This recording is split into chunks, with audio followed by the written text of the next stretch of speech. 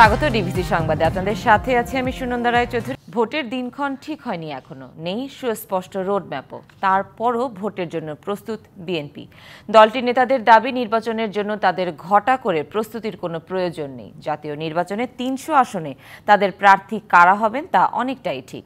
BNP নেতারা এও বলছেন, সরকারের পক্ষ থেকে সুস্পষ্ট কোনো রোডম্যাপ না থাকায় ভোটের অনেক পরিকল্পনাই মাঠে গড়াচ্ছে না। কবে বইবে ভোটের হাওয়া, পুরো দেশ ছেয়ে যাবে নির্বাচনী আমেজে। শেখ হাসিনার পতনের মধ্য দিয়ে দেশ গণতন্ত্রের নতুন যাত্রাপথে চলতে শুরু করলেও এমন অনেক প্রশ্নের সুরাহার অপেক্ষায় বিএনপি সদা প্রস্তুত নির্বাচনের জন্য, কোনো রকমের কোনো আমাদের সমস্যা নেই। আর যদি নির্বাচন যথাসময়ে অনুষ্ঠিত না হয়, তাহলে আমি মনে করি সেটা দেশের অর্থনীতির জন্য, দেশের রাজনীতির জন্য, দেশের জনগণের জন্য সেটা হবে অত্যন্ত অমঙ্গলজনক একটা ব্যাপার। নির্বাচনকালীন সরকারের দাবিতে ২০২৪ সালের ৭ই জানুয়ারি একতরফা ভোট বর্জন করেছিল বিএনপি সহ বেশিরভাগ রাজনৈতিক দল। ডক্টর ইউনূসের নেতৃত্বে অন্তর্বর্তী সরকার দেশের দায়িত্ব নেয়ার পর আঙ্গুলের ছাপে নিজেদের মালিকানা বুঝে নেয়ার স্বপ্ন দেখতে শুরু করে ভোটাধিকার বঞ্চিত কোটি কোটি জনতা। সেই ভোট যুদ্ধের প্রস্তুতি চলছে বিএনপিতেও। আমাদের ফুল প্রিপারেশন রয়েছে। আমাদের প্রত্যেকটা এলাকায় আমাদের নেতা কর্মীরা সেই নির্বাচন হবে সেই প্রস্তুতি তারাও অলরেডি নিয়ে রেখেছেন, এবং আমাদের প্রত্যেকটা ক্যান্ডিডেট আপনার দেশে বিদেশে তারা গণ এলাকার মানুষের সাথে যোগাযোগ রাখছেন। দলটির নীতি নির্ধারকরা অবশ্য বলছেন, তাদের প্রস্তুতির চেয়েও বেশি জরুরি ভোটের সুস্পষ্ট রোডম্যাপ। জনগণের অধিকারটা প্রতিষ্ঠা করার জন্য নির্বাচনটা জরুরিভাবে দরকার, এবং আমরা নির্বাচনী রুটম্যাপ চাচ্ছি। সেটা আমরা পাচ্ছি না, বরঞ্চ উল্টা সিধা শুনতে পাচ্ছি। এক এক অ্যাডভাইজার এক এক রকম কথা বলছে। আর সংগঠন বিএনপি সবসময় প্রস্তুত, বিএনপির প্রস্তুতির জন্য কোনো টাইম লাগে না। Zakaria Ahmed, DBC news, Dhaka. Physiotherapy নেওয়ার পর লন্ডনে চিকিৎসাধীন বিএনপির চেয়ারপারসন বেগম খালেদা জিয়ার শারীরিক অবস্থা বর্তমানে আরও স্থিতিশীল হয়েছে। তার স্বাস্থ্যের রুটিন পরীক্ষা প্রতিদিনই চললেও সোমবার বিশেষজ্ঞ চিকিৎসকদের পরামর্শে বিশেষ কিছু পরীক্ষা করার সিদ্ধান্ত নেওয়া হয়েছে। গত বুধবার চিকিৎসার জন্য বিএনপি চেয়ারপারসন বেগম খালেদা জিয়া লন্ডনে পৌঁছান। সরাসরি তাকে লন্ডনের বিশেষায়িত বেসরকারি হাসপাতাল দ্য ক্লিনিকে ভর্তি করা হয়। রবিবার অধ্যাপক জন প্যাট্রিক কেনেডি বেগম জিয়াকে পর্যবেক্ষণ করেন। তার অধীনেই চিকিৎসা চলছে সাবেক প্রধানমন্ত্রীর। এদিকে ফিজিওথেরাপি নেওয়ার পর অবস্থা আরও বেশি স্থিতিশীল। একা একা হাঁটতেও পারছেন Begum Khaleda Zia. Professor Patrick Kennedy উনি এসেছিলেন, উনি ওনাকে দেখেছেন। ফিজিওথেরাপি যেটা দেওয়া হয় সেটা ওনারা দিয়েছেন। দলের ভারপ্রাপ্ত চেয়ারম্যান জনাব তারেক রহমান সাহেব, ওনার সহধর্মিনী ডক্টর জুবাইদুর রহমান, ওনারাও এসেছেন। এখন উনি একটু রেস্ট নিচ্ছেন, এবং গতকালকে এসছেও বলা যায় যে শারীরিকভাবে আলহামদুলিল্লাহ উনি স্টেবল আছেন। আর বিএনপি চেয়ারপারসনের উপদেষ্টা ডক্টর এনামুল হক চৌধুরী জানালেন, বেগম জিয়ার যেসব পরীক্ষা নিরীক্ষা হয়েছে সেগুলোর রিপোর্ট আসলে তার ভিত্তিতে পরবর্তী চিকিৎসা কার্যক্রম চলবে।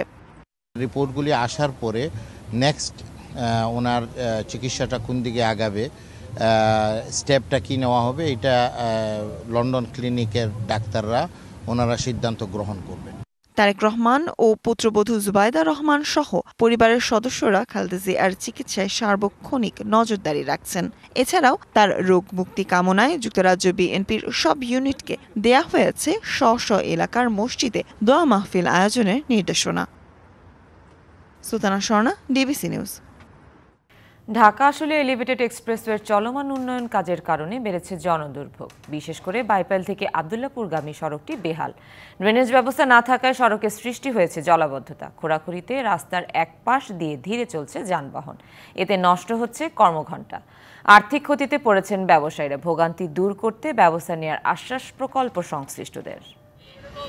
২০২২ সালের নভেম্বরে শুরু হয় ঢাকা আশুলিয়া এলিভেটেড এক্সপ্রেসওয়ের কাজ। ২৪ কিলোমিটারের এই উড়ালপথ দিয়ে আশুলিয়া থেকে চিটাগাং রোড পর্যন্ত চলাচল করবে যানবাহন। তবে নির্মাণ কাজের সঠিক পরিকল্পনার অভাবে ব্যস্ততম সড়কটি আতঙ্কের কারণ হয়ে দাঁড়িয়েছে ব্যবহারকারীদের কাছে। সড়কটি ব্যবহার করতে প্রতিদিনই ভোগান্তিতে পড়তে হচ্ছে হাজারো পরিবহনকে। খোঁড়াখুঁড়িতে সংকীর্ণ হয়ে পড়েছে সড়ক, এতে যানজট আর ধুলোয় বিপর্যস্ত জনজীবন। সড়কে সৃষ্টি হয়েছে জলাবদ্ধতা। নির্ধারিত সময়ে গন্তব্যে পৌঁছাতে দেরি হচ্ছে সড়ক ব্যবহারকারীদের। গাড়ি উল্টে যায়, অনেক সময় গাড়ি চলতে চলতে বন্ধ হয়ে যায়। যান চলাচল কেউ অফিস যাবে, অফিস যাতে গেলে মনে করেন যে মিনিমাম আধা ঘন্টা 1 ঘন্টা লেট হয়ে যাবে প্রতিদিন। ক্ষতির মুখে সড়কের পাশে ব্যবসায়ীরা। রাস্তার কাছে গাড়ি রাখা দোকানে আসতে পারতো কাস্টমার, এখন একটু আসতে কষ্ট হয় আর কি। পানি, ওদিক দিয়ে ময়লা, এদিক দিয়ে আমরা ভোগান্তিতে অনেকই আছি। খানাখন্দ ও জলাবদ্ধতায় সড়কে প্রায়ই নষ্ট হচ্ছে যানবাহন। রোডের যে অবস্থা, গাড়ি গাড়ি প্রতিদিন রোডে পড়ছে। জনভোগান্তির কথা স্বীকার করে ব্যবস্থা নেওয়ার আশ্বাস প্রকল্প পরিচালকের। ডেভেলপমেন্ট কাজ করতে গেলে স্বাভাবিক জনজীবন ব্যাহত তো একটু হয়, এটা তো অস্বীকার করার কিছু নাই। এই সব কিছু চিন্তা করে আমরা বিকল্প ওয়েতে আগাচ্ছি। এখন পর্যন্ত ঢাকা আশুলিয়া এলিভেটেড এক্সপ্রেসওয়ে নির্মাণ কাজের প্রায় 49% কাজ সম্পন্ন হয়েছে। 2026 সাল নাগাদ প্রকল্পের কাজ শেষ হবে আশা প্রকল্প সংশ্লিষ্টদের। DVC news desk. দীর্ঘদিন পেরিয়ে গেলেও শেষ হয়নি গাইবান্ধাবাসীর স্বপ্নের ঘাঘট লেক বাস্তবায়নের কাজ। দখল ও দূষণে জর্জরিত লেকটি নিয়ে স্থানীয়দের মাঝে রয়েছে অসন্তোষ। দাবি উঠছে অবৈধ স্থাপনা উচ্ছেদ ও দূষণ মুক্ত করে লেকটিকে পূর্ণাঙ্গ বিনোদন কেন্দ্র হিসেবে গড়ে তোলার।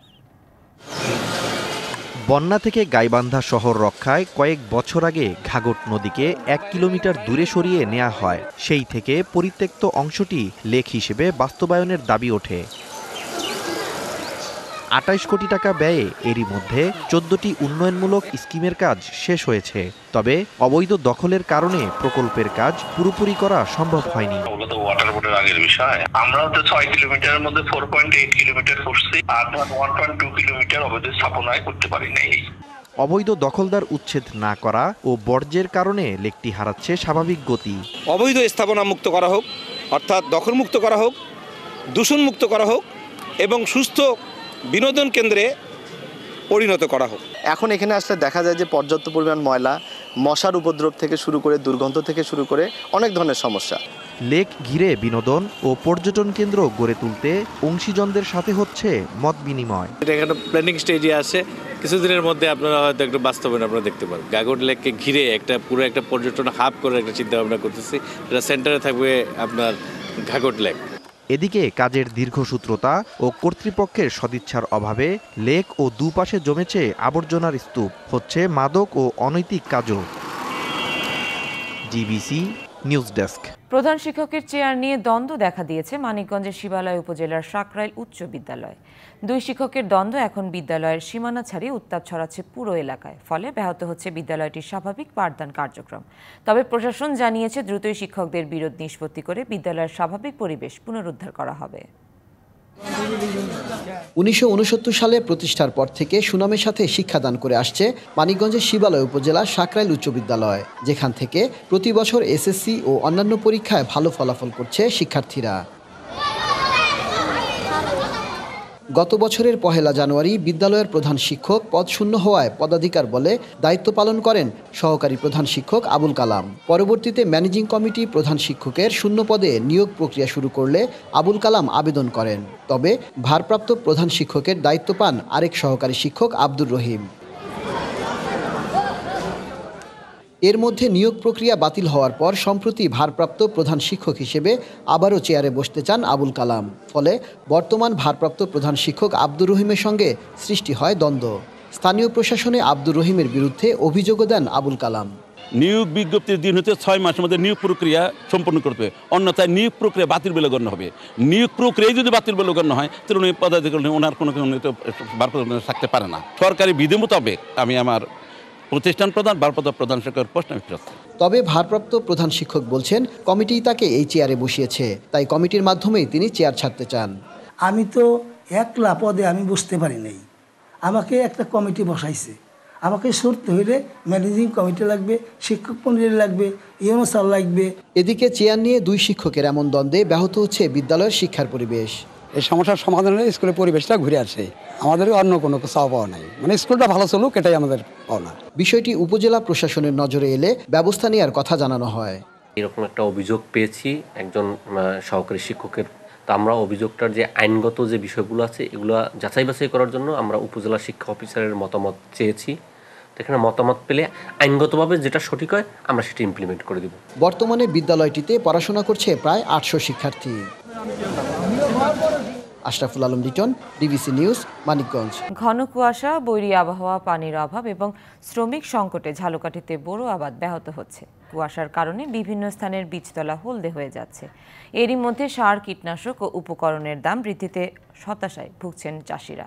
এই অবস্থায় বোরো আবাদের লক্ষ্যমাত্রা অর্জন নিয়ে সংশয় দেখা দিয়েছে। ঝালকাঠিতে চলতি মৌসুমে 13,800 হেক্টর জমিতে বোরো আবাদের লক্ষ্যমাত্রা নির্ধারণ করেছে কৃষি বিভাগ। এরই মধ্যে 765 হেক্টর জমিতে বীজতলা তৈরি করেছে কৃষক। প্রতিবছর বোরো মৌসুমে যশোর, সাতক্ষীরা ও নাজিরপুর সহ পার্শ্ববর্তী বিভিন্ন জেলা থেকে শ্রমিকরা এখানে আসত। এবছর প্রচণ্ড শীতে তারা আসতে না পারায় আবাদ কার্যক্রম ব্যাহত হচ্ছে। শ্রমিক সংকটে বীজতলা থেকে চারা উত্তোলন, জমি তৈরি এবং রোপণ প্রক্রিয়া সঠিকভাবে করা যাচ্ছে না। প্রচণ্ড শীতের কারণে, কুয়াশার কারণে অনেক জমি বীজ আমার নষ্ট হয়ে গেছে। দেখতেও আসে না, আর বা কোনো আমাকে কোনো অনুদান কেউ কিছু দেয়। মাজরা পোকা লাগছে, বীজ লাল লাল হয়ে গেছে, কেউ কোনো খোঁজ খবর নেই। ঘন কুয়াশা এবং শীতের প্রভাবে বীজতলায় উৎপাদিত চারার ডগা হলদে হয়ে যাচ্ছে।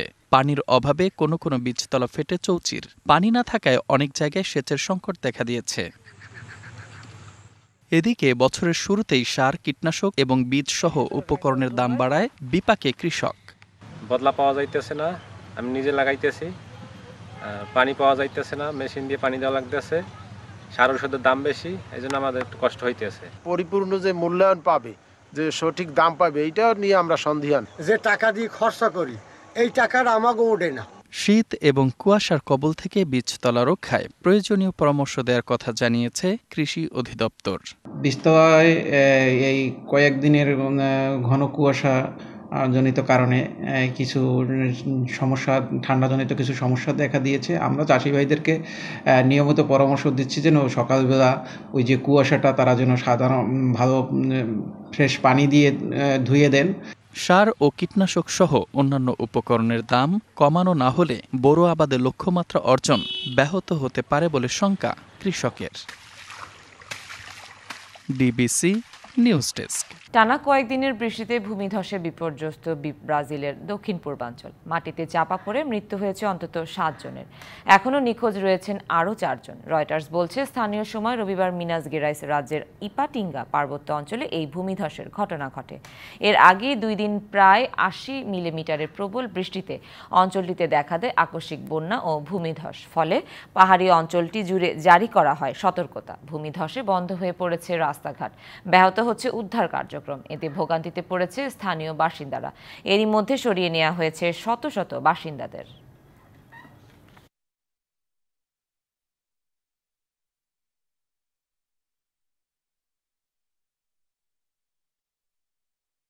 Bangladesh premier league cricket BPL এ দিনের প্রথম ম্যাচে লড়বে সিলেট স্ট্রাইকার্স ও চিটাগাং কিংস।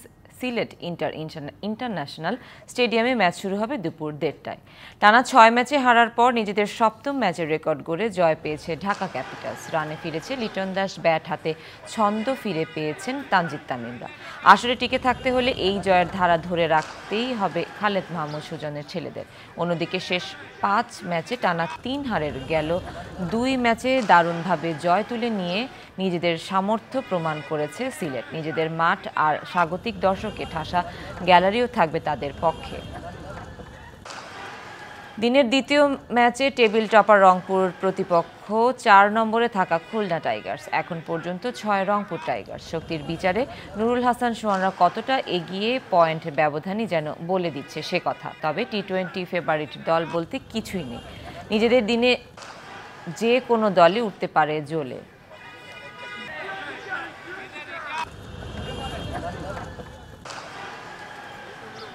সংবাদ এই ছিল এখনকার মতো। ডিবিসি নিউজের সংবাদগুলো পড়তে ভিজিট করুন dbcnews.tv আর ভিজিট করুন ডিবিসি নিউজের ফেসবুক পেজ এবং ইউটিউব চ্যানেল। সাথেই থাকুন।